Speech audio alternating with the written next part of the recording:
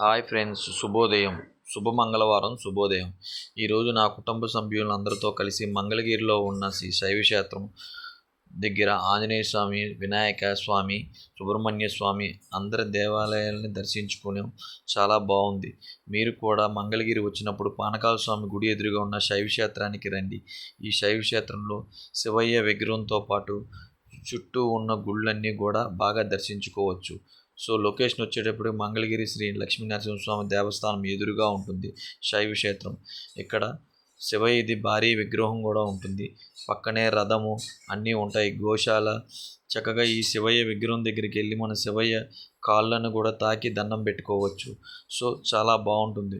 మీరు కూడా మీ కుటుంబ సభ్యులతో వచ్చి ఈ కార్తీక మాసంలో శివయ్య దర్శనంతో పాటు సుబ్రహ్మణ్య స్వామి, వినాయక, ఆంజనేయ స్వామి, అయ్యప్ప స్వామి అన్ని దేవాలయాలు కూడా దర్శించుకోవచ్చు. శివయ్య దర్శనం చాలా బాగా జరిగింది. మీరు కూడా రండి, మీ కుటుంబ సభ్యులందరితో వచ్చి ఇక్కడ ఈ శివయ్య దర్శనం చేసుకోండి. ఇక్కడ గోశాల కూడా ఉంది. చక్కగా గోశాలలో కూడా గోవులు కూడా మనం దర్శించుకోవచ్చు. బాయ్.